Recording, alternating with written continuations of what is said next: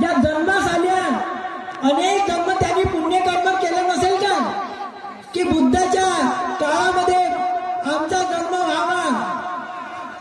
सर्वच काही श्रद्धावान नसतील, सर्व श्रद्धावान नव्हते का? नाही. श्रद्धावान असूनही भगवंत 12.5 भिक्षू घेऊन जात होते. त्या झाडातून लपून वंदामी भगवंत म्हणत होते मनात तुला मनात काऊन मी जर वंदामी म्हणीन तर दुसरी बाई जाऊन सांगल राजाला आणि आपल्याला त्रास होईल, एवढी भीती होती. काही उपासिका जेव्हा बिमारी आले तर माहित आहे ना, हजारो लाखो उपासिका मेल्या तशाच. नाही धम्म ऐकायला मिळाला. काय कारण आहे?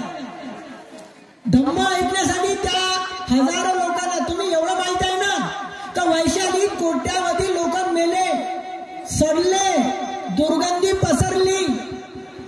डॉक्टर बाबासाहेब आंबेडकर सुद्धा आपल्या बुद्धांनी त्याच्या धम्मामध्ये आपला अभिप्राय लिहितात की भगवान बुद्धांनी त्या ठिकाणी गंभीर उपदेश न करता वैशालीतील लोकांचं परिवर्तन केलं. तर कशामुळे? भगवान बुद्ध त्या ठिकाणी जाताच तिथल्या दुष्काळाचं निवारण झालं. मग पहा बरं, ते लाखो कोट्यावधी लोक जेव्हा मेले, सर्वच काय अश्रद्धावान होते का? अनंत जन्म त्यांनी बुद्धाला पाहण्यासाठी पुण्यकर्म केलं, पण कोणती अडचण होती? त्यांच्या समोर जी अडचण होती ते आपल्या चित्तात अडचण आहे. म्हणून चेतनाहं वदामि कम्मं भिक्खवे, आपल्या चेतनेला आपल्याला विकसित करायचं आहे. जेव्हा अनेक जाती संसारण, एका जन्मात आपल्याला मुक्त होता येत नाही, पण बुद्धाच्या हयातीतही आपल्या संपूर्ण चेतना विकसित नसल्या, त्याची जाणीव नसली तर आपल्याला तो अडथळा येईल की नाही? म्हणून धम्म समजून घेणारा माणूस काय करतो? तो पूजा कशासाठी करतो? वंदना कशासाठी करतो? कशासाठी वंदना करतो? कशासाठी पुण्यकर्म करतो? कशासाठी दान देतो? दुःखातून हा तर त्याचा संकल्प असते, अध्यायमाय पटिपत्या जाती. जरा दुसरा संकल्प, धर्मगुरूची भेटही झाली पाहिजे, पण धर्मगुरूही झाले तरीही त्याला धम्म समजू शकत नाही. आणि बुद्धही जन्मास आले तर काय अडचण आहे? म्हणून तुम्ही जे वंदना म्हणता तशी तुमची चित्ताची चेतना असली पाहिजे. तुम्ही त्या गोष्टीला एक महत्व दिलं पाहिजे. वंदना एक ध्यान आहे. वंदना म्हणणं एक कामावचार ध्यान आहे. ग्रस्त लोकांचं कामावचार भूमीमध्ये सुगती प्राप्त करण्याचं वंदना म्हणताना सुद्धा काही ध्यानांगाची निर्मिती अनुभूती आपल्याला होत असते. म्हणून आपली जी चेतना आहे, आपण काही गोष्टीला पूर्ण महत्व दिलं नाही पाहिजे. त्याच जसं तुम्ही तुमच्या ज्या चेतना आहे, माझं दुःख नसतो, माझे मुलं बाळ सुखी हो, मग म्हणतो आपले आई वडील सुखी हो, मग हे म्हणतो मला धर्म गुरु मिळो, हे ठीक आहे. पण त्याच्यानंतरची जी महत्वाची चेतना आहे, जशी इतर देशातल्या उपासकाची चेतना कोणती आहे? पुण्यकर्म करतानी ही चेतना आहे. कोणती? तुम्ही जे म्हणता तेच आहे. कोणती आहे? इमिरा पुण्यकमेनं मामे बाल समागमो सतन समागमो तू याव निब्बान पत्त्या. मग काय? तर ते चेतना मोठी आहे. कोणती? समजा तुम्हाला जेवणच नाही मिळालं तर तुम्ही ध्यान कराल का? मग तुम्हाला जेवण कशामुळे मिळते? तुमच्या मनात एक प्रश्न उत्पन्न करा, तुम्हाला जेवण कशामुळे मिळते? तर खरं कारण समजलं का तुम्हाला? तुमच्या मनात अनेक कारणे उत्पन्न झाले. आम्ही कमावतो, खातो, श्रद्धा आहे, भंतजीचा आशीर्वाद आहे, बस. आपल्याला जेवण जे मिळते त्याचं खरं कारण काय? चित्तात उत्पन्न करा. काय आहे? देव वसतो कालेन सहस संपत्ती हेतुच. देवता लोकांच्या प्रभावामुळे पाणी पडल्याशिवाय अन्न उत्पन्न होऊ शकत नाही. तुमच्या गळ्यातलं सोनं नाणं खाऊन काही तुमची भूक शांत होत नाही. होईल का? किती सोनं नाणं चढवून आले तर उलट भीती राहील. म्हणून वैशालीतील लोकांना अन्न पिकलं नव्हतं. लोक भयान झाले होते. त्रिविधम भयान. दुष्काळ हा 3 प्रकारचा असतो. 72चा दुष्काळ झाला. आम्ही दोन्ही बंदगीनं पाहिलं आहे. उपास गेला पण बिमार नाही झाले. 72च्या दुष्काळामध्ये बिमार पडत नव्हते, उपाशी राहत होते लोक. चरोट्याची भाजी खाऊन राहत होते, बिमार नाही पडले आणि पागलही नाही झाले, चांगले होते. पण वैशालीचे जेव्हा दुष्काळ उत्पन्न झाला तर काय झालं? लोक बिमार पडले आणि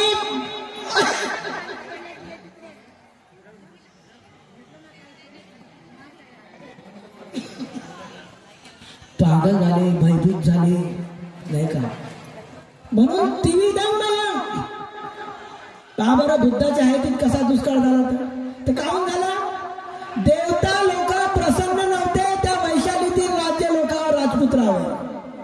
काहून? अरे एवढे भगवान बुद्ध जन्मास आले, हे भगवान बुद्धाकडे पाहतात, साधे हात जोडत नाही, एवढ्या मिथ्या दृष्टीमध्ये पडलेले आहे. म्हणून पाऊसच पडला नाही.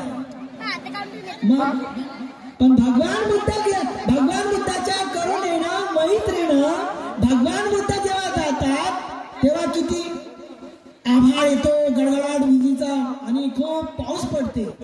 म्हणून डॉक्टर आंबेडकर लिहितात की भगवान बुद्ध गेल्यामुळे तिथल्या दुष्काळाचं निवारण झालं. म्हणून वैशालीतील लोक शरण आले. आणि थोडं इथं एवढ्या पहाडीवर जे लोक चढून आले ना, तिथल्या भूमीचं बल, भांतेजीचं बल आहे की नाही. काही बिमाऱ्या आहेत त्याही थोड्या आराम पडत असतील. चालताना थोडं ब्लड सर्क्युलेशन चांगलं होत असेल, चढता उतरता आहे की नाही. असं नाही का? आल्याबरोबर चढताना बरं नव्हतं वाटत, पण आता बरं वाटत आहे. नसा मोकळ्या झाल्यासारख्या, नसा मोकळ्या झाल्या, चढल्या का नाही तिथून, असं होत असतं. तर म्हणून जीवनामध्ये सांगण्याचा अभिप्राय काय आहे? तुमच्या चित्तासमोर सर्वच ठेवा. मी असं नाही म्हणत बिमारी ठेवा, समस्या ठेवा, पण महत्वाची एक गोष्ट चित्तामध्ये ठेवली पाहिजे, जे तुमच्या चित्तामध्ये उत्पन्न होत नाही. ती कोणती? परदेशातले जे उपासक आहे, श्रीलंका झालं, ब्रह्मदेव झालं, त्यांच्या चित्तामध्ये हे कमी राहते.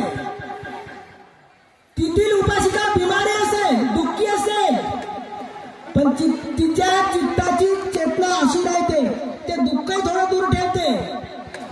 गरिबी असेल, बिमारी दूर ठेवते. पण काय म्हणते? राजा भवतु धम्मिको. म्हणून त्यांना धार्मिक राज्याच्या ठिकाणी त्याचा जन्म होते. तुमच्या चित्तातच नाही तर राजा धार्मिक होईल का? आणि जर राजा धार्मिक असेल तर तुमची एका क्षणाची मैत्री तर गेली पाहिजे त्याले. तर होते काय? म्हणता मस्त भूलभाल हो, हात जोडून डोळे लावून आणि चित्त भटकवून म्हणता देव वसतो कालेन सस संपत्ती हेतुच ठितो भवन्तु लोको राजा भवतु धम्मिको. दररोज म्हणता पण चित्त तयार नाही होत, वाणीने म्हणता. माझा युट्यूब चॅनल आहे. चित्ताच्या चेतनेने वाटलं पाहिजे राजा भवतु धम्मिको. हे पहिलं चित्त जर तुमचं उत्पन्न होईल, आकाश बागडे धम्म, राजा जर धार्मिक होईल आणि राजा धार्मिक जो झाला असेल, पुन्हा त्याच्या चित्तामध्ये प्रजेविषयी करुणा उत्पन्न होईल. तुमच्या समस्येची तो जाणीव करून घेईल सबस्क्राईब कर ना. तर तुम्हाला धर्मगुरू येतील तुमच्याकडं. धर्मगुरूला धम्म सांगण्यासाठी संधी मिळेल. राजा जर धार्मिक नसेल तर भिक्षूंना सुद्धा धम्म सांगण्याची अनुमती राहू शकत नाही. आणि त्याला धम्माचा कार्यक्रम घेण्यासाठी किती अडथळा तयार होत असते. म्हणून तुमच्या इथे आलेल्या सर्व उपासक उपासिकांच्या चित्तामध्ये वंदना म्हणत असताना, ध्यान करत असताना, मैत्री देत असताना राजा भवतु धम्मिको हे चित्त जर तुमचं या जन्मात उत्पन्न होत नसेल तर अनेक जन्मात तुम्हाला राजा धार्मिक मिळणार नाही. भेटील ज्ञानज्योती शिलानंदी जंगल पहाड राज तशाच. म्हणून चेतनाहं वदामि कम्मं विक्कवे राजा भवतु धम्मिको. देव वसतो कालेन. आणि अहंकार नसला पाहिजे. एवढ्या मोठ्या ड्युटीवर आहो, एवढं मोठं सोनं नाणं आहे, एवढा बँक बॅलन्स आहे, याच्यामुळे माझी भूक ताण शांत होते, हे बाह्य कारण आहे. देवता लोकांच्या प्रसन्न झाल्यामुळे मला अन्न मिळत आहे, ही चित्ताची जसे म्हणता ना तुम्ही, जसं अगरबत्ती लावून मोमबत्ती लावून वंदना म्हणताना तशीच चेतना असली पाहिजे.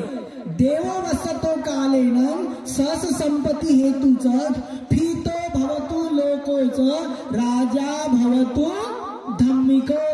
मनानं म्हटलं पाहिजे, चित्तानं म्हटलं पाहिजे. आणि चित्त गेलं पाहिजे. कुठं गेलं पाहिजे? जो राजा असेल त्याच्यापर्यंत गेलं पाहिजे.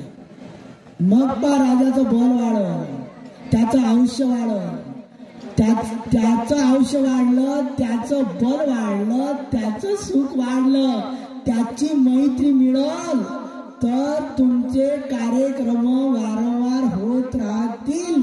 नाही तर भंतेजीनं कितीही गंभीर उपदेश दिला तर काही खरं नाही. काय सांगितलं भंतेजीनं ते तुला नाही समजत. बस झालं का? तुला काम नाही समजत. तिला वाटते काय सांगलं ना काय नाही. भंतेजी मोठे ते उपासी काय मोठी.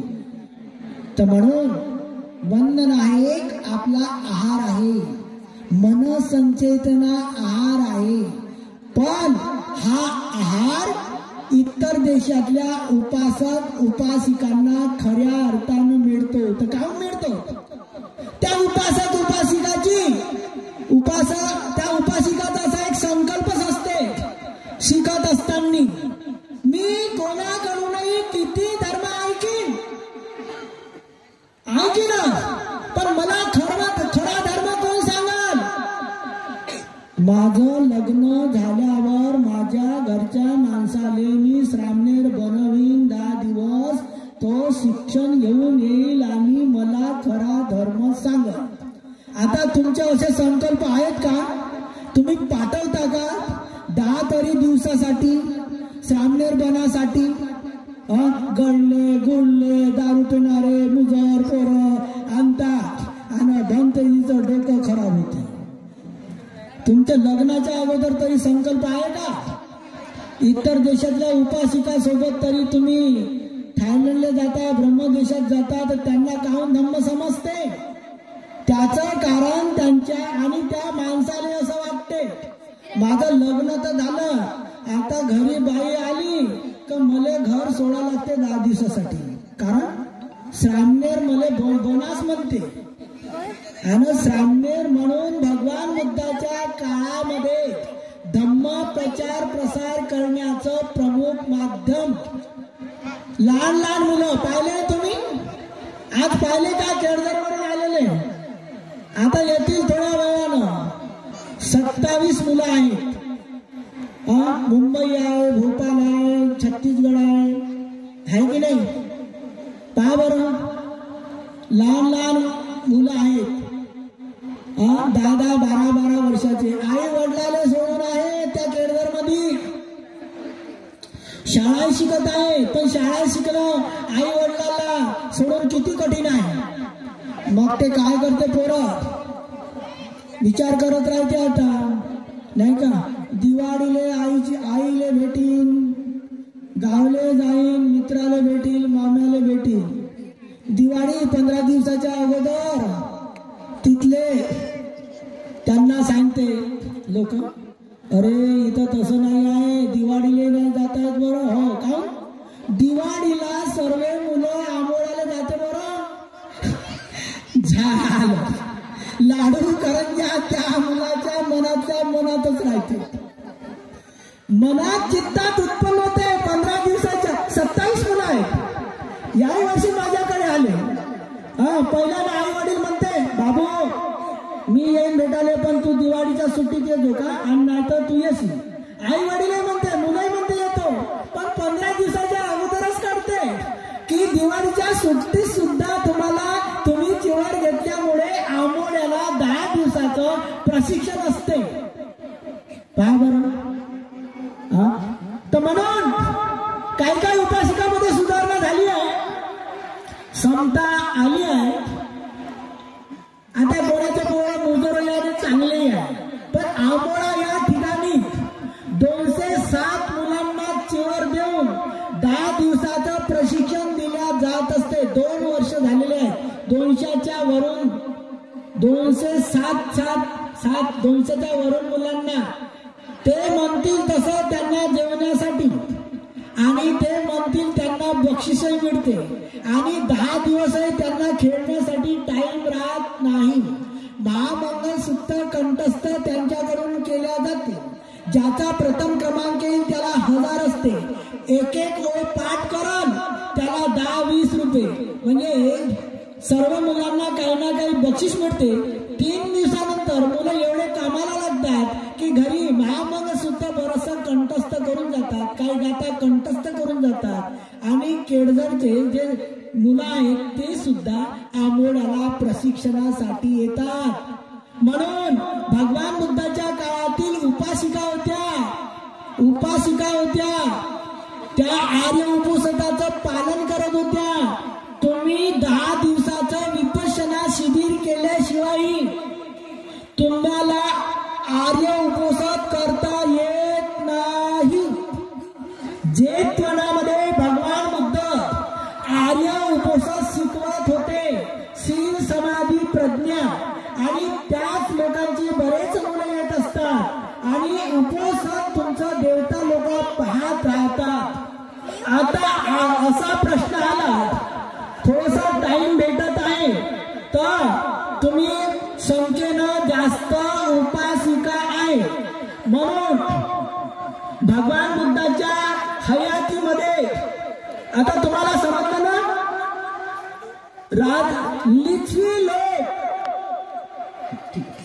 लिच्छवी लोक राजे धार्मिक असते तर लाखो लोकांना धम्म समजलं असतं की नाही. मग अभाव कोणता होता? लिच्छवी राजपुत्रांची श्रद्धा नव्हती भगवान बुद्धाच्या धम्मावर. म्हणून आजच्या कार्यक्रमातून तुम्ही वंदना म्हणतानी तुमचं चित्त, जसं वंदना म्हणतानी तुमचं चित्त कुठे गेलं पाहिजे? बोधिराजा नमस्तुते, बोधिराजा नमस्तुते, बुद्ध घ्यायला गेलं पाहिजे. तुमचं चित्त शरीराचा त्याग नाही, मनाचा त्याग. तेव्हा मैत्री करत असताना सुद्धा राजा भवतु धम्मिको, राजा धार्मिक असाल तर पुन्हा धार्मिक बनला पाहिजे, आणि धार्मिक नसेल तर त्याच्यामध्ये धर्म उत्पन्न झाला पाहिजे. हे प्रत्येक देशातील उपासक उपासिकांचं चित्त असते. आई वडील सुखी झाले पाहिजे ते नंतर चित्त आहे, पण राजा भवतु धम्मिको हे तुमच्या आजच्या प्रवचनामध्ये तुमचं वंदना म्हणतानी चित्त तयार झालं पाहिजे.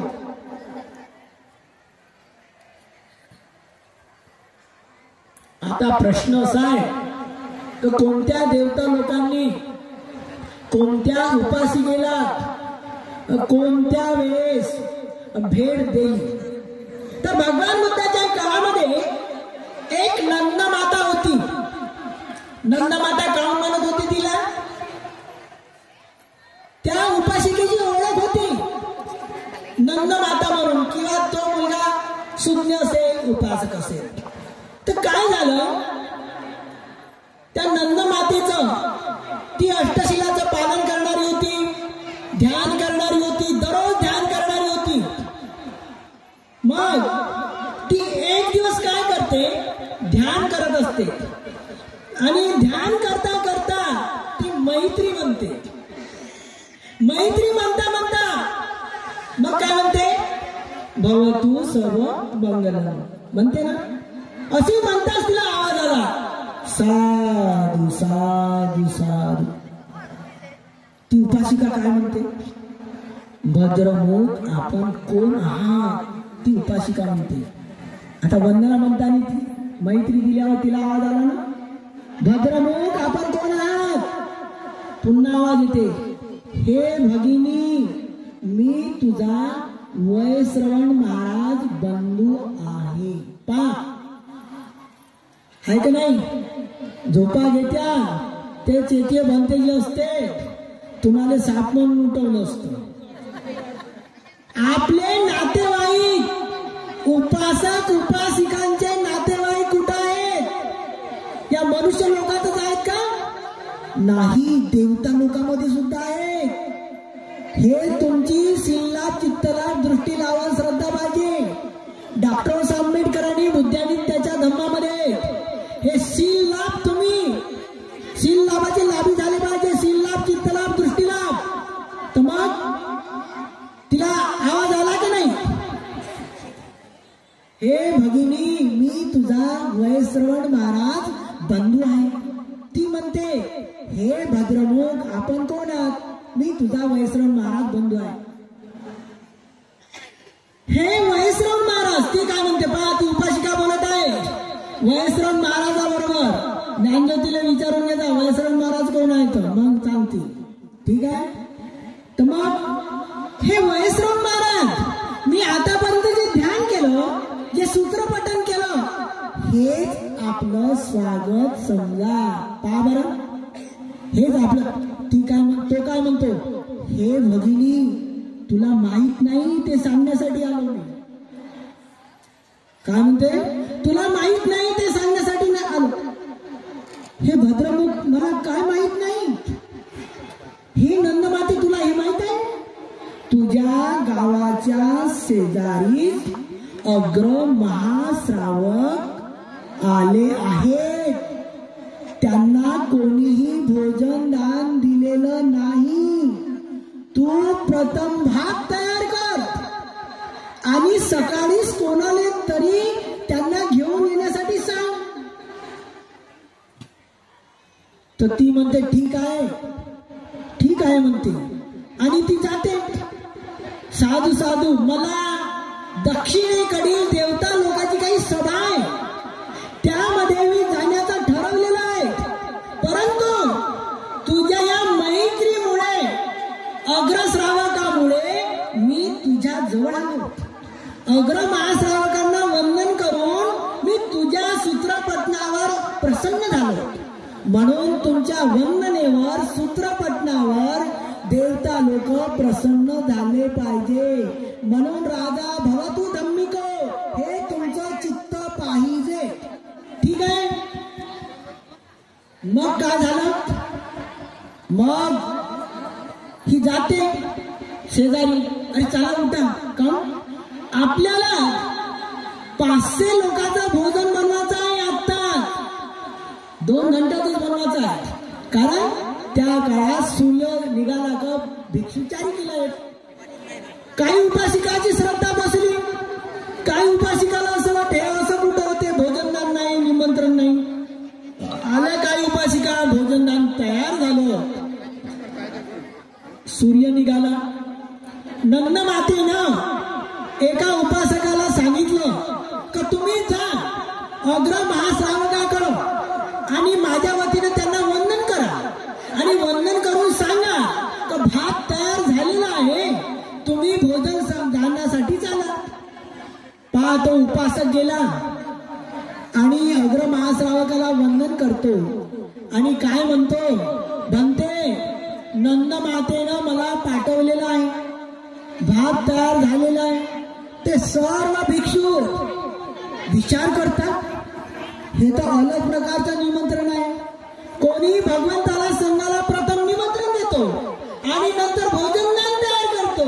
पण आजचं भोजनदान असं आहे, त्या उपासिकेने प्रथम भोजनदान तयार केलेलं आहे आणि आता तो नेण्यासाठी येत आहे. सर्व भिक्षू आश्चर्यचकित झाले आणि मोठ्या श्रद्धेनं करून चित्तानं चिवर पात्र घेऊन अग्र महाश्रावकासोबत त्या नंद मातेच्या घरी आले. धम्मदेशना होऊ द्या, त्याच्यानंतर मग हे चिठ्ठी यांची बॅग हरवलेली आहे. नंद मातेनं मोठ्या श्रद्धेनं त्या भिक्षूंना सर्व उपासिकांना सफेद वस्त्रामध्ये पाय धुण्यासाठी पाणी दिलं, बसण्यासाठी आसन दिलं, हात आळवा करेपर्यंत भिक्षूंना भोजनदान दिलं. भिक्षूंनी मोठ्या एकाग्र चित्तानं भोजन घेतलं. भोजनदान झाल्यावर ती उपासिका एक छोटा आसन घेऊन जाते आणि म्हणते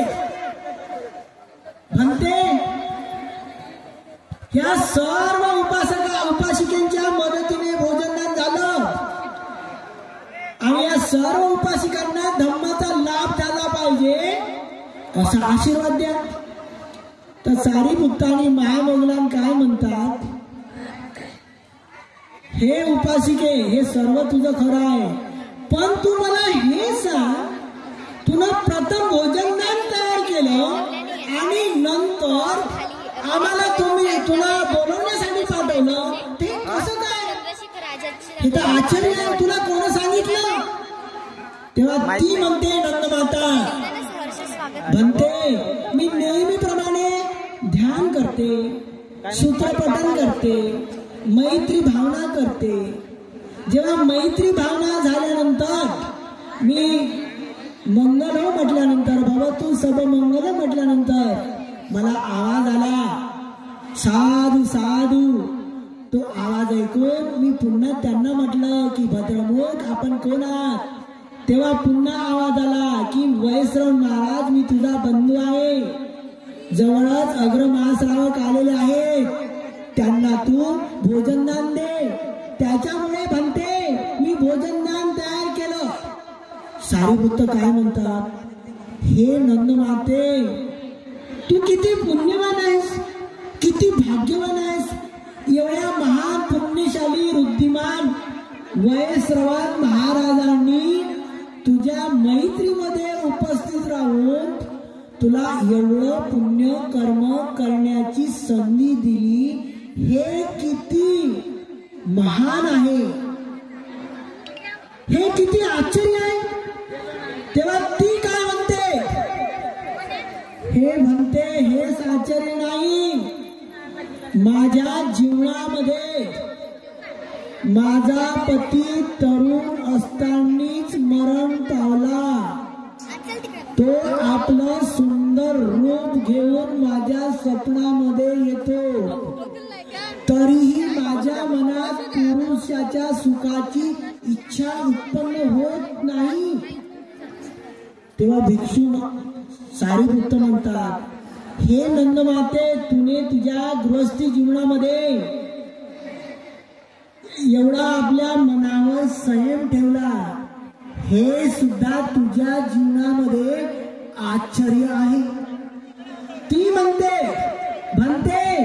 हेच माझ्या जीवनामध्ये आश्चर्य नाही, माझा एकुलता एक नंद नावाचा मुलगा, राजाने त्याच्यावर काही आरोप आणला आणि त्याला माझ्या घरातून ओळत नेलं आणि तसाच तो रडत होता, रक्तबंबाळ झाला. तशाच अवस्थेत त्याचा मृत्यू झाला, तरीही माझ्या मनात पुत्र स्नेह उत्पन्न झाला नाही. पहा बरं ती कशी उपासिका असेल नंदमाता.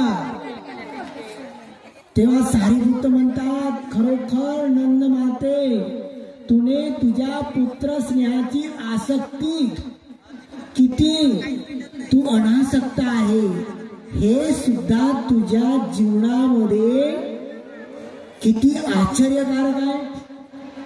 ती म्हणते हेच माझ्या जीवनात आश्चर्य नाही.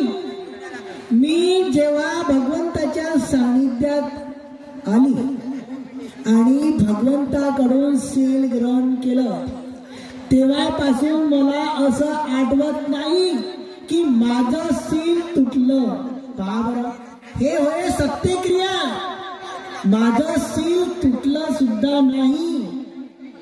तेव्हा सारीपुत्र म्हणतात खरोखर नंद माते भगवंताकडून घेतलेलं सील तुझं तुटलं नाही. किती सीलावर तू एक प्रभुत्व मिळवलं हे सुद्धा तुझ्या जीवनामध्ये आश्चर्य आहे.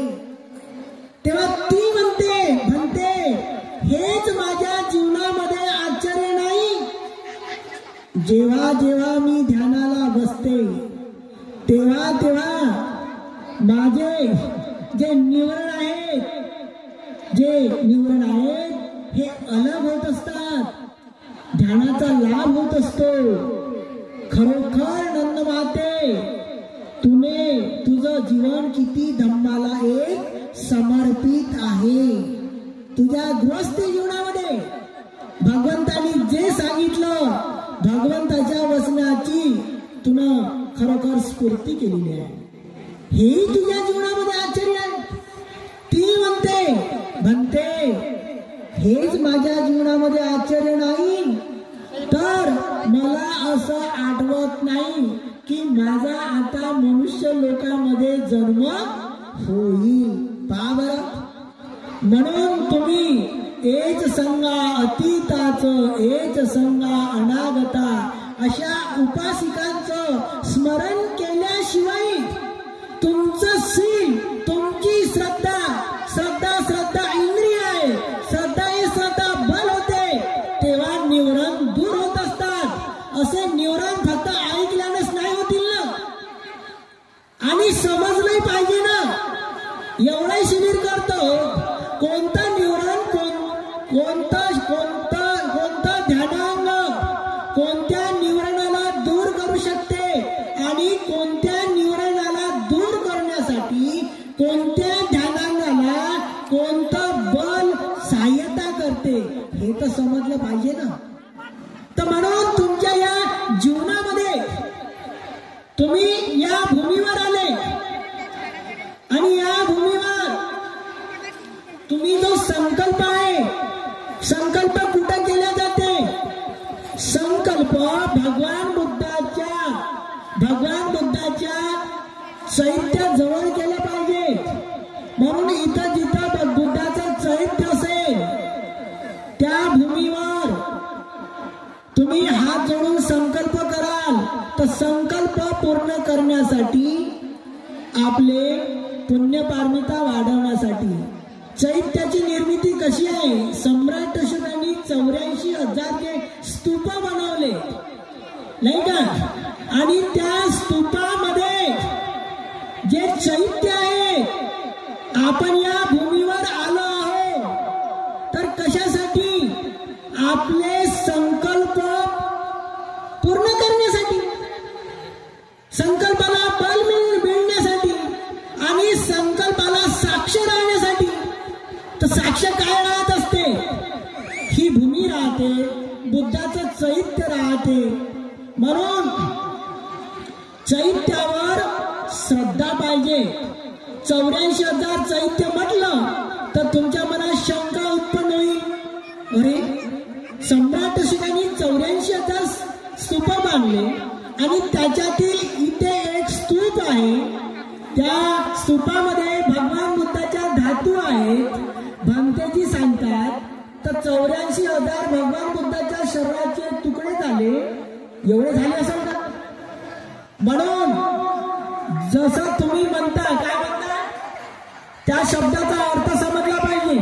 बुद्ध धम्माचं संघाचं सुगत तनुभवा धातू गब्बे तुमचं चैत्याला वंदन करत असताना चित्त कुठं केंद्रित झालं पाहिजे. चैत्याचा मध्यभाग असतो. तुम्ही नाहीतरी वंदना म्हणता मग असते.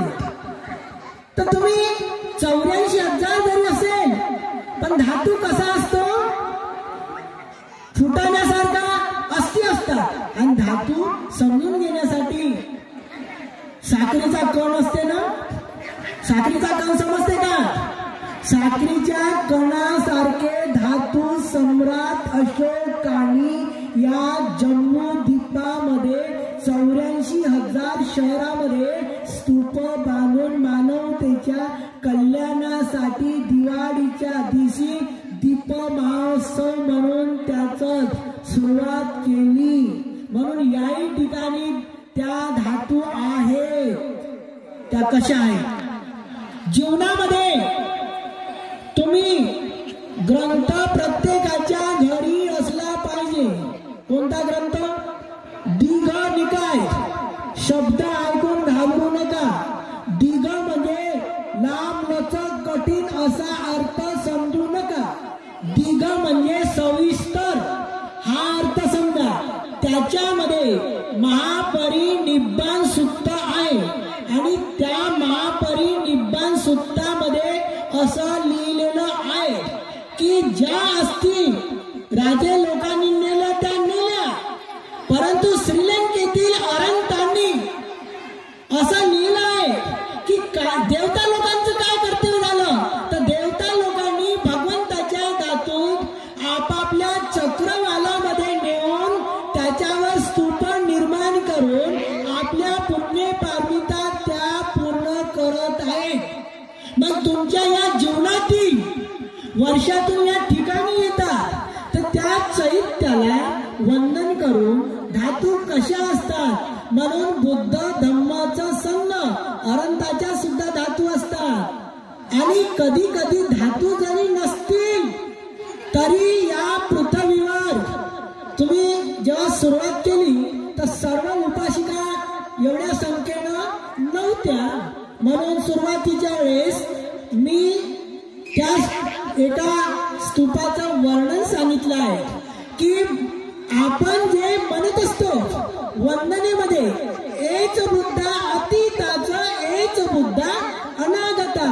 मग भूतकाळातील जे भगवान बुद्ध झाले, जे काश्यप बुद्ध, आणि त्या काश्यप बुद्धाचं चैत्य सुद्धा या पृथ्वीवर आहे. आणि त्या चैत्याची जाणीव करून प्रत्यक्ष भगवान बुद्धांनी दिलं. भगवान बुद्ध जेव्हा वाराणसी शहराकडे येतात त्यांच्या सोबत 1250 भिक्षू असतात. तेव्हा येता येता अचानकपणे एका शेतामध्ये एक शेतकरी येत आहे. तर भगवान बुद्ध थांबले. तिथं थांबल्यानंतर काय झालं, भिक्षूंना आश्चर्य वाटलं. एवढ्या मोठ्या रस्त्यावर काही नसताना भगवंत थांबले. एक गृहस्थ आला भगवंताजवळ. आल्यावर त्या गृहस्थानं वंदन करायला पाहिजे ना, भगवंताला वंदन नाही केलं. तो भगवंताच्या शेजारी उभा राहिला आणि त्याच्या शेतामध्ये एक थडगं होतं बुरशी लागलेलं समजून घेण्यासाठी, तुटक्या फुटक्या इटाचं. त्याला तो वंदन करत आहे, नमस्कार करत आहे. तेव्हा नमस्कार केला आणि तो भगवंताला म्हणाला, भगवंताजवळ उभा राहिला. भगवंत त्याला म्हणाले, हे गृहस्था, तुनं जे वंदन केलं कशाला केलं, तर तो म्हणाला, भगवान मी जे वंदन केलं हे आमच्या वंश परंपरेचं चैत्य आहे.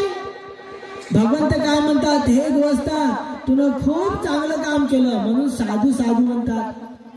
भिक्षू विचार करतात, भगवंताला वंदनही नाही केलं तरी त्या थडग्याला वंदन केलं तरी भगवंत साधू साधू म्हणतात. म्हणून भिक्षू विचारतात, भगवान तुम्हाला वंदन न करताही त्यांनी त्या थडग्याला वंदन केलं, तुम्ही साधू म्हणतात, काय कारण. भिक्षूंनो, त्याची जाणीव त्या गृहस्थाला पण नाही आणि तुम्हाला पण नाही. ते जे चैत्य दिसते ना तुटकं फुटकं, ते काश्यप बुद्धाचं चैत्य आहे. तरी काही भिक्षूंनी वंदन केलं, काही नसन केलं. भगवंत सर्वज्ञ असतात. त्यावेळेस भगवंतांनी आकाशात तरंगणारं 3 योजन असं स्वर्णमय चैत्य निर्माण केलं. तेव्हा भिक्षूंची श्रद्धा बसली तर ते काश्यप बुद्धाचं चैत्य आहे. त्या चैत्याला किती महत्व आहे. म्हणून याही ठिकाणी तुम्ही जे आले, तुम्ही काही रिकामे हाताने नाही आल्या, तुम्ही श्रद्धारूपी संपत्ती घेऊन आल्या. पण जाणीवपूर्वक आपण पुण्यकर्म करून ज्या भूमीवर आला, हा तुमचा अनेक जन्मापैकी हा जो जन्म आहे हा लय महत्वाचा जन्म समजा. पुढे पुढे त्या चैत्याची सुद्धा जाणीव होईल आणि तुम्हाला वंदन करण्याची एक संधी मिळाल, नाही का. तर म्हणून आजच्या या प्रसंगी आपण या ठिकाणी जे या महान अशा एका भूमीवर आलो, तर ही भूमी आजचीच नाही. आणि ज्या बोधी वृक्षाला आपण वंदन करत असतो, हा बोधी वृक्ष सुद्धा जसे तुम्ही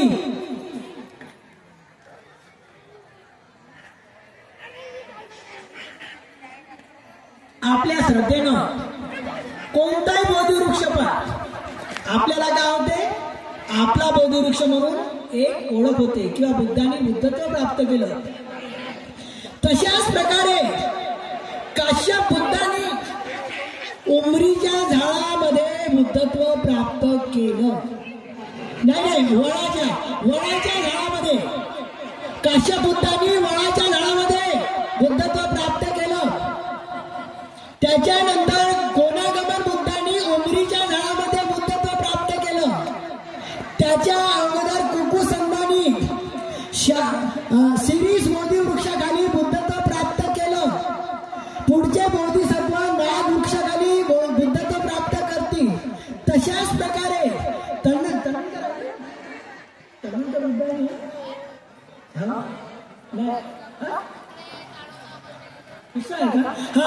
फुस्सा बुद्धाचं बोधी वृक्षाचं स्थान आहे. हाही बोधी वृक्षच आहे, नाही तर सोनपाकडचं झाड समजा. हा सुद्धा बोधी वृक्ष आहे या भूमीवर. म्हणून हे एक चैत्य आहे, धातू चैत्य आहे. धातू महापरिनिब्बाण आहे.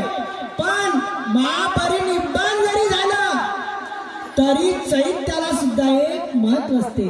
म्हणून या जन्मात तुम्ही उपासिका आहे, तुम्हाला आई वडील मिळाले खुश होता, पती मिळाला खुश होता, मुलं बाळ झाले प्रसन्न होता, भंतेजी मिळाले त्याच्यापेक्षा प्रसन्न होता, नाही का. आरोग्य मिळालं, ध्यान मिळालं. पण आपल्याला वंदन करण्यासाठी चैत्य मिळालं आणि त्याची जाणीव झाली. हे सुद्धा आपल्या श्रद्धारूपी बल वाढवण्यासाठी आपल्याला खूप बल मिळत असते.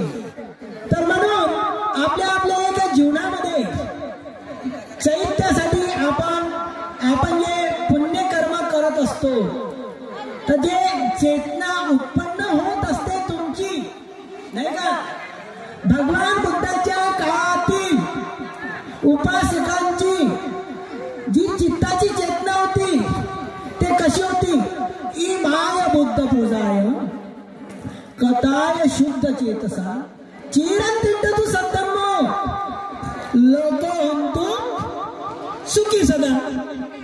आता नागपुरातल्या उपासिकाला मोठा अहंकार झाला असं, आम्ही विहारासाठी दान दिलं, आमचं पुण्य कर्म झालं, नागपुरात जास्त विहार आहेत. विहारातही पुण्य होत असते, पण चिरंतिंड तू सत्तम. कमीत कमी सम्राट अशोकाची पत्नी जी विदिशा आहे, तिची चित्ताची चेतना जी होती की भविष्यातील उपासक उपासिकांना भगवान बुद्धाच्या चैत्याची जाणीव व्हावं म्हणून साची या ठिकाणी किती भव्य दिव्य रमणीय अशा भगवान बुद्धाच्या चैत्याची एक निर्मिती केली की नाही. म्हणून या जन्मामध्ये आपण या महाराष्ट्रातील उपासक उपासिका आहोत. आपलं जे एक पुण्य आहे तो जे एक पुण्य आहे, आपल्या महाराष्ट्राला जे धर्माचं वैभव मिळालं. आता पुन्हा तुम्ही तुमचं चित्त केंद्रित करा थोडं. भगवान बुद्धाने ज्ञान प्राप्त केलं हे ठीक आहे. ज्ञान प्राप्त केल्यानंतर प्रचार झाला हे ठीक आहे. पण जेव्हा सम्राट अशोकांनी धर्माचा प्रचार प्रसार केला त्यावेळेस ते तर लावता येते पण मोबाईल त्या प्रचार प्रसारामुळे राजाला असं वाटलं माझ्याकडून खूप अकुशल झालं आणि खूप पुण्य झालं पाहिजे म्हणून खूप दान देण्यासाठी सुरुवात झाली आणि त्याच्यामुळे एवढी भिक्षूंची वाढ झाली, खूप सारी वाढ झाली. त्याचा परिणाम असा झाला की लोकांनी भिक्षूंनी उपवासात करणं सोडून दिलं आणि त्याच्यामुळे मोगली बुद्ध तिष्ठनी लक्षात आणून दिलं आणि त्यावेळेस काय झालं 60,000 भिक्षूंचे चिवर काढण्यात आले. सम्राट अशोकांनी जरी 84,000 विहार बांधले तरी भिक्षूंचा विश्वास उडला की कालांतरानं हे विहार आमचे राहणार नाही, कारण क्रांतीनंतर प्रतिक्रांती होईल. म्हणून अरंतांनी राजे लोकांनी उत्तर प्रदेशातील काही राजे लोकांनी वाटचाल केली की भिक्षू जिवंत राहतील तर धर्म जिवंत राहतील आणि भिक्षू जिवंत कुठं राहतील? उत्तर प्रदेशामध्ये भिक्षू जिवंत राहू शकणार नाही भविष्यामध्ये.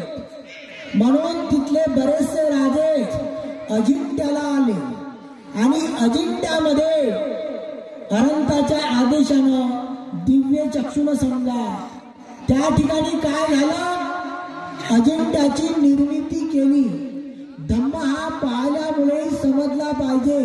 पहा त्या अनंताची करुणा किती महत्वाची आहे. म्हणून अजिंठ्याची निर्मिती झाली आणि अजिंठ्याची निर्मिती झाल्यानंतर धम्माची उत्पत्ती होते. उत्पत्तीच्या वेळेस राजाश्रय असतो. जेव्हा धम्माचा ऱ्हास होतो त्यावेळेसही काय होत असते, धम्माचा ऱ्हास होते, राजाही नसतो. म्हणून आपल्या महाराष्ट्रातीलच बौद्ध धर्माचा शेवटचा जो एक राजा होता त्या राजाचं नाव धम्मनाग राजा होतं आणि त्या धम्मनाग राजाजवळ अफाट असं सैन्य होतं. तुम्ही अनुमान करा, फक्त माझ्याकडून ऐकत नका राहू, तुम्ही त्याच्यावर चिंतन करत राहा. कारण हा चिंतनाचा विषय आहे, थोडासा बुद्धीचा सुद्धा विषय आहे हा विषय थोडा. कारण कसा विषय आहे, धम्मनाग राजा हा वैभवशाली होता आणि त्याच्याजवळ अफाट सैन्य होतं. हे अनुमान कसं कळाल तुम्ही? कारण की सांगत असताना, सत्य सांगत असताना अनुमान सत्याची सुद्धा गरज असते. जर अनुमान सत्याची सत्याला जोड नसेल तर सत्य हे कल्पनेमध्ये त्याची गिनती केली जात असते. सत्याला अनुमान सत्य नसेल. सत्य किती आहे? शब्द सत्य आहे, अनुमान सत्य आहे आणि प्रत्यक्ष सत्य आहे. पण प्रत्यक्ष सत्याची होळी झालेली आहे. प्रत्यक्ष सत्य जे अमूल्य ग्रंथ होते त्याची होळी झाली. मग प्रत्यक्ष सत्य तुम्ही कसे वाचाल? जसा पूर्वीचा इतिहास आपण ऐकतो, परंतु शेवटचा धम्मनाग राजाचा जो इतिहास आहे हा आपल्या हाती पडला नाही. कारण का त्या अमूल्य ग्रंथाची होळी करण्यात आली. जेव्हा ग्रंथाची होळी करण्यात आली तर ते ग्रंथ आपल्या हातीत नाही. मग आता जे भंतेजी सांगत आहे याच्यावर विश्वास ठेवू नका. जेव्हा तुमच्या बुद्धीला पटेल त्यावेळेस तुम्ही विश्वास ठेवा, तेव्हा ते तर्कसंगत, न्यायसंगत आणि बुद्धिसंगत होईल. तर त्याच्यावर तुम्हाला चिंतन करावं लागेल. भंतेजी जो पुढे विषय घेत आहे आणि तो आपला विदर्भवासिया सर्व महत्वाचा शेवटचा एक विषय आहे. मी काय सांगत आहो की या विदर्भामध्ये धम्मनाग नावाचा राजा हा खूप वैभवशाली होता, अफाट सैन्य होतं आणि शत्रूंना त्याची भीती वाटत होती. म्हणून जेव्हा मुघलांच्या स्वाऱ्या झाल्या तेव्हा त्यांनी या धम्मनाग राज्यावर स्वारी केली नाही. त्यांनी ठरवलं की आपण सर्वात शेवट धम्मनाग राजाचा एक राज करू, त्याला नष्ट करू असं मुघलांनी ठरवलं, म्हणजे मुसलमानांनी ठरवलं. मग काय केलं, धम्मनाग राजाच्या भोवतालचे जे परिसर आहेत विदर्भाला सोडून त्याच्यावर स्वाऱ्या केल्या. त्याच्यावर स्वाऱ्या केल्या म्हणजे धम्माला नष्ट करणं, म्हणजे भिक्षूला नष्ट करणं. आणि भिक्षूचा जेव्हा उत्तर प्रदेशामध्ये शोध लागला नाही तेव्हा हजारोच्या संख्येनं, लाखाच्या संख्येनं भिक्षू कुठं लपून राहिले, सह्याद्रीच्या उंच अशा पहाडामध्ये, गुहेमध्ये कंदमुळं खाऊन ध्यान करत.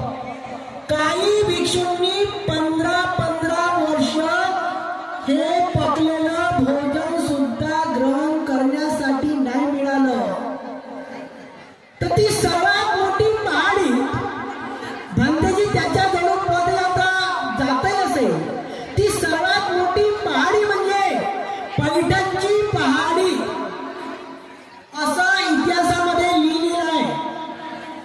त्या पैठणच्या पहाडीवर त्या परिसरातील औरंगाबादचा परिसर मोगलांच्या स्वाऱ्या झाल्यामुळे हजारो भिक्षूंच्या कत्तली झाल्या, कंठस्नान झाले. भिक्षू आपल्या टोळीने राहत होते. मग भिक्षूला लाईव्ह नाही, अमूल्य ग्रंथाची होळी केली. अमूल्य ग्रंथाची होळी करूनही त्यांचं समाधान झालं नाही. तर भविष्यातील लोकांना याची जाणीव झाली नाही पाहिजे धर्माची, म्हणून शहराचे नाव बदलवण्यात आले. औरंगाबाद शहराचं नाव बुद्धाच्या काळामध्ये औरंगाबाद शहर नव्हतं, आदिलाबाद शहर नव्हतं.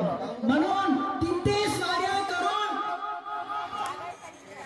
आता तुम्ही त्या लोकांचं चित्त केंद्रित झालं 1500 वर्षाच्या अगोदर. कुठं धम्मनाग राजावर स्वारी करून त्याला नष्ट करण्यासाठी. मग धम्मनाग राजाची राजधानी कुठं होती? धम्मनाग राजाची राजधानी केळझर मध्ये होती. जेव्हा सुमित्र भिक्षूच्या टोळीमधून एका भिक्षूला कळलं तेव्हा ही माहिती सुमित्र भिक्षूला कळली. तेव्हा त्याला असं वाटलं की एवढं धम्माचं वैभवशाली राज्य, हे धर्मविरोधी लोक, धर्माचं हे वैभव यांना पाहवल्या जात नाही, तेव्हा हे नष्ट करण्यासाठी स्वारी करत आहेत. तेव्हा मी आपल्या जीवाला वाचवून काय करू, म्हणून मी सुटका केली पाहिजे. ह्या विचारात असताना भिक्षू सुमित्राच्या 25 भिक्षूंवर हल्ला करून त्यांना कंठस्नान म्हणजे गळे कापून ठेवले. अशा अवस्थेत भिक्षू सुमित्र भयभीत होऊन आपला कसा तरी जीव वाचवून तो केळझर मधील उत्तरेकडील टेकडीवर आला. ती रात्र अमावास्येची होती. आता केळझर हे तुम्हाला आता थोडं केळझरवर नागपूर परिसरातील, विदर्भाच्या परिसरातील लोकांनी, उपासिकांनी जरी तुम्ही केळझर पाहिलं असेल किंवा गाडीतून गेले असाल तेव्हा तुमचं चित्त केळझर या शहरावर केंद्रित करत होणार आहे. केळझरला जेव्हा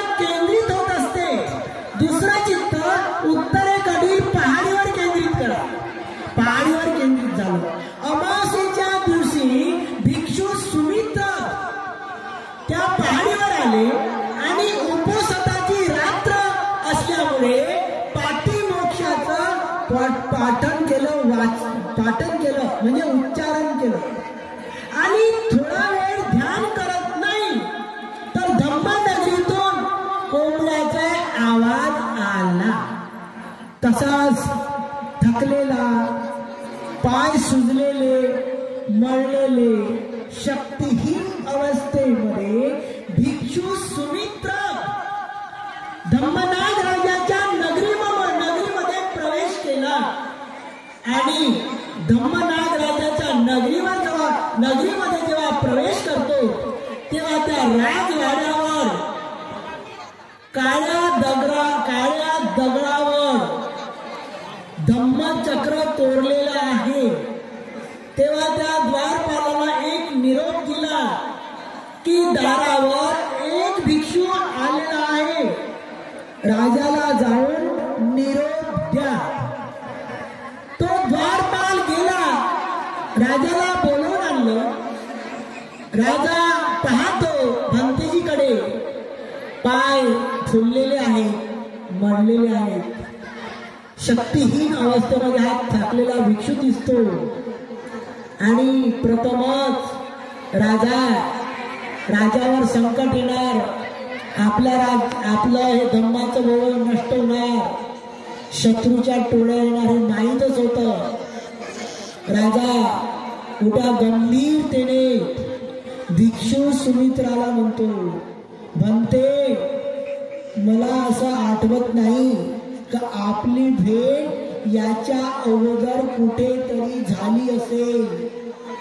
होय राजा, परंतु या धम्मनगरी विषयी मी ऐकलेलं आहे की येथील नागलोकांनी संपूर्ण जम्बूद्वीपात भगवान बुद्धाच्या धम्माचा प्रसार करताना स्वतःच्या जीवनाची पर्वा केली नाही.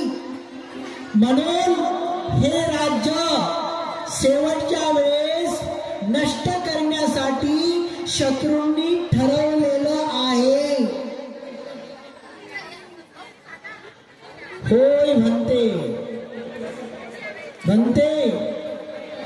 या ठिकाणी धम्माची पुष्कळ संपत्ती आहे, अमाप संपत्ती आहे, खूप सोनं आहे, भगवंताच्या सोन्याच्या मूर्त्या सुद्धा आहेत. म्हणते, हळूहळू माझ्या मागे या, आपण थकून आहात, आपण थोडा वेळ आराम करू. धम्मनाग राजाच्या मागोमाग भिक्षू सुमित्र हळूहळू जात आहे थकलेला असल्यामुळे. तर मग एक तलाव लागलं, तलावाच्या शेजारी भुयारी मार्ग लागला आणि भुयारातून गर्भामध्ये बऱ्याच खोलवर असे हॉल दिसले, जसे अजिंठ्यासारखे आहे असे. आणि त्या ठिकाणी राजा धम्मनाग भिक्षू सुमित्राला सांगतो, म्हणते, हे पहा धम्माचं वैभव. या ठिकाणी त्या ठिकाणी 6 फुटाची स्वर्णाची मूर्ती होती, तिच्या मागे रत्नांनी हिरे गाळून रत्नांनी मळवलेलं नील रत्न लावलेलं चक्र होतं, त्याला चुंबकीय गती दिली आणि नील वर्णाच्या प्रकाशामध्ये तो धम्महाल आहे आणि त्यामध्ये बाजूला भिक्षूंच्या मूर्ती आहेत नीलवर्णीय प्रकाशामध्ये. तेव्हा राजा म्हणतो, म्हणते, याच ठिकाणी सिद्धनाथ भिक्षूंनी फार त्याग करून 5 ग्रंथ लिहिले, हिरे गाळून सोन्याच्या पत्रावर हे ग्रंथ लिहिलेले आहेत. त्या ठिकाणी बोधिसत्व होतात, धम्मज्योती, धम्मसार, अजून काही ग्रंथ आहेत. असे म्हणतात भिक्षू सुमित्राची बुद्धी खूप प्रकार बुद्धी होती. म्हणते वेळ फार कमी आहे, ते ग्रंथ माझ्या स्वाधीन करा, मी वाचतो. थकलेल्या भिक्षूच्या चेहऱ्यावर ग्रंथाचं नाव ऐकताना त्याचा चेहरा प्रसन्न झाला आणि प्रसन्नतेनं तो भिक्षू त्याच्या हातात ते ग्रंथ दिले. राजा धम्मनाग म्हणतो, म्हणते तुमचं थकलेलं शरीर पाहून मी सुद्धा इथेच बसतो, मी सुद्धा ध्यान करतो. सुमित्रा भिक्षूंनी आपल्या प्रज्ञेनं ते ग्रंथ वाचून काढले आणि एका क्षणाची त्याला माहिती होती. तेव्हा तो म्हणतो, म्हणते वेळ फार कमी आहे, शत्रूच्या टोळ्या ह्या धम्मा नाग नगरीचा उद्ध्वंस करण्यासाठी धाव घेत आहेत. राजा चल, तुझ्या संपूर्ण प्रजेला एकत्र कर, मला महत्वाचा उपदेश करायचा आहे त्यांना. राजा निघाला, मंत्र्यांना आदेश दिला आणि लाखोच्या संख्येनं ती प्रजा एकत्र झाली. तेव्हा भिक्षू सुमित्र म्हणतो, हे उपासक उपासिकांनो, तुमचं हे धम्माचं वैभव पाहून शत्रूला सहन झालं नाही, म्हणून शेवट का असेना या धम्मनाग राजाची ख्याती आहे. या संपूर्ण जम्बूद्वीपात धम्माचा प्रचार प्रसार करण्याविषयी आणि म्हणून सर्व दिशेंनी या धम्माचा रास करत करत त्यांच्या टोळ्या ह्या ठिकाणी येतील.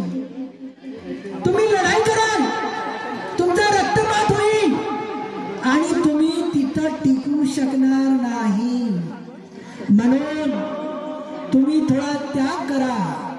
हे तुमचे सुंदरसे कपडे, हे धम्माचं वैभव, याचा त्याग करा आणि आपल्या मुलाबाळांना घेऊन आपल्या कुटुंबानं टोळ्यानं अशा ठिकाणी जा की शत्रू तिथं पोहोचणार नाही. तुम्हाला कंदमुळ खाऊन जगता येईल, झाडाचा पाला खाऊन जगता येईल, मेलेल्या प्राण्याचं मांस खाता येईल. काही कालांतराने तुम्ही बाहेर निघाल आणि पूर्व दिशेला वास्तव्य कराल, मशानात राहा. आपली वागणूक गलिच्छ ठेवा, तुम्हाला कोणी ओळखलं नाही पाहिजे. आणि त्यांनी महत्वाचा शब्द वापरला, हे उपासिकांनो, धम्म आहे अमर आहे. शत्रूंना वाटेल की धम्म नष्ट झाला, धम्म नष्ट होणार नाही. जिथपर्यंत ब्रह्मांडामध्ये तुझी देवता लोक आहेत, तिथपर्यंत धम्म नष्ट होणार नाही. एका कालखंडात एक बोधिसत्व उत्पन्न होईल, त्याच्या सानिध्यानं पुण्य पार्मिता वाले सत्व तयार होतील आणि धम्माला जिवंत ठेवतील. म्हणून तुम्ही घाबरू नका, तुम्ही धम्माला जिवंत ठेवणारेच लोक, परंतु तुमचं रक्त वाचवा. हा उपदेश सुमित्र भिक्षूंनी दिला आणि तसेच हजारोच्या संख्येनं आपले घोडे घेऊन, हत्ती घेऊन मंत्री, उपासक, उपासिका, सैनिक ते धम्मनगरी, त्या धम्मनगरीचा त्याग केला. आता तुम्ही थोडा विचार करा, त्याग केल्यानंतर ते कुठे गेले असतील हा विचार करा. ते कसे जगत असतील हा विचार करा. काय खाऊन जगत असतील, ते कुठं आले असतील. तेही याच परिसरात आले, या नागभीडच्या परिसरामध्ये आले, ब्रह्मपुरीच्या परिसरामध्ये आले, भद्रावतीच्या परिसरामध्ये आले. कारण मध्यवर्ती भगवान बुद्धाच्या अगोदर या भद्रावती शहराला पुष्पक नगरी हे नाव होतं आणि भंतेजींनी मगाशी भद्य नगराचा उल्लेख केलेलाच होता. तर तुमच्या या जीवनामध्ये भद्रशेष एक वृद्धिमान भुजंग होता त्या ठिकाणी. जसं आपण नंद भुजंग म्हणतो की नाही, असा साप होता. तो काही भक्त लोकांना प्रसन्न होत होता.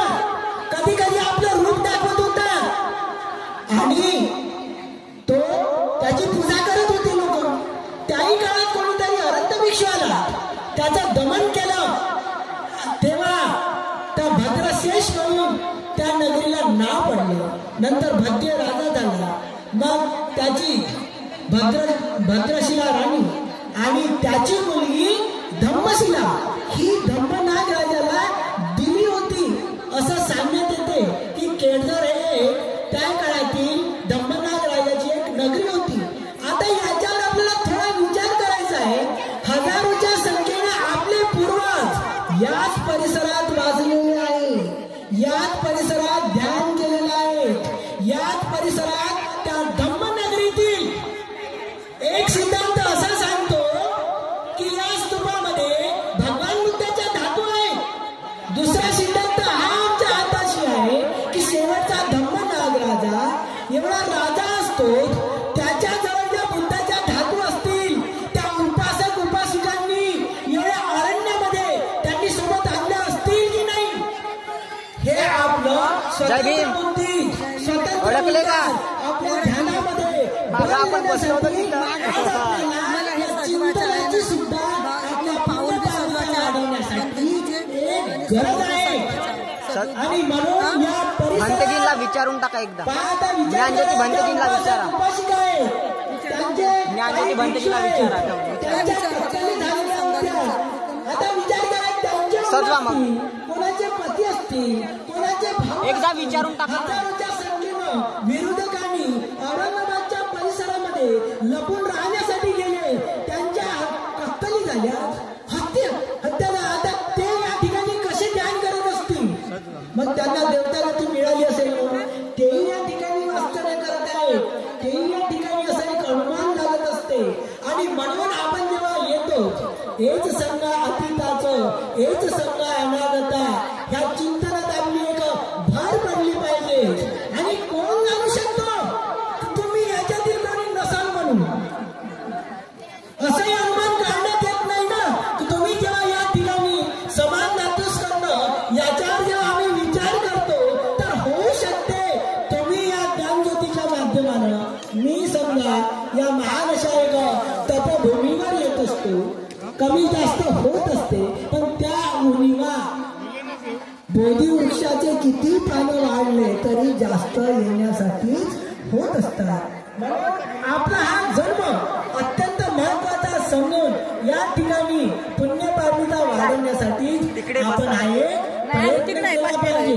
तर याच्यातील हा नागवेडचा परिसर, हा परिसर या जंगलातील असं गावाचे गाव ओशान पडलेले आहे, टेकडी आहे.